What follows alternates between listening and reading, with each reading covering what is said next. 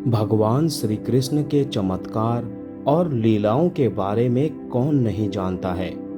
वो भगवान विष्णु के अवतार थे। वो जो चाहे कर सकते थे और कई मौकों पर किया भी था। लेकिन एक ऐसा मौका भी आया था जब श्री कृष्ण को रणभूमि छोड़कर भागना पड़ा था, जिस वजह से उनका नाम रण छोड़ पड़ा था।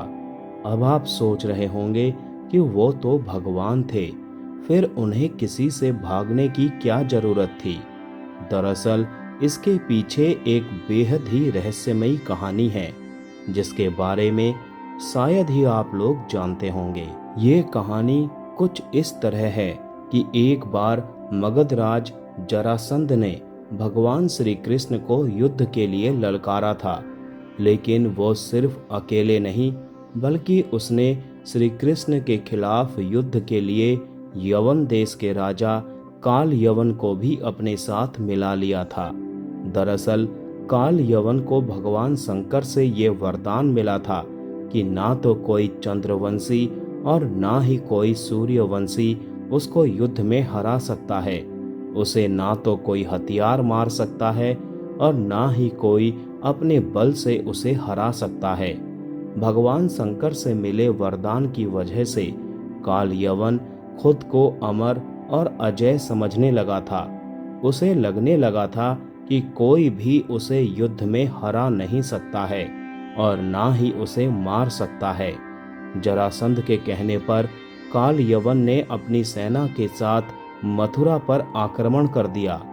अब चूंकि श्री कृष्ण जानते थे कि काल यवन को वो अपने बल से मार नहीं सकते हैं और ना ही उनका सुदर्शन चक्र कुछ बिगाड़ सकता है, इसीलिए वो रणभूमि छोड़कर भाग गए और भागते भागते एक अंधेरी गुफा में पहुंच गए।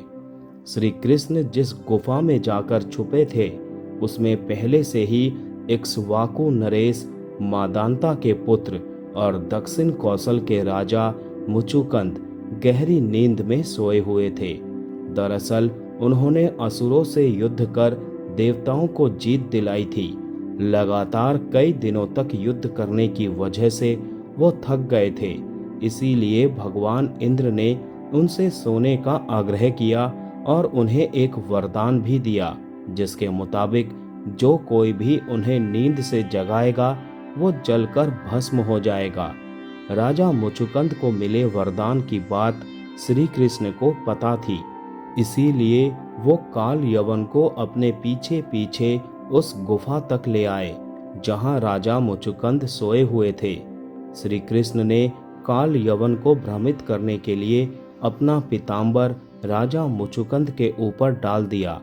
राजा मुचुकंद को देखकर काल यवन को लगा कि ये श्री कृष्ण ही हैं और उससे डरकर अंधेरी गुफा में छुपकर सो गए हैं। इसीलिए उसे श्री कृष्ण समझकर राजा मुचुकंद को ही नींद से उठा दिया।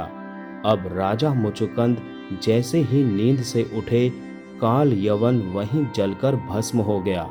दरअसल में यह भगवान श्री कृष्ण की ही एक लीला थी।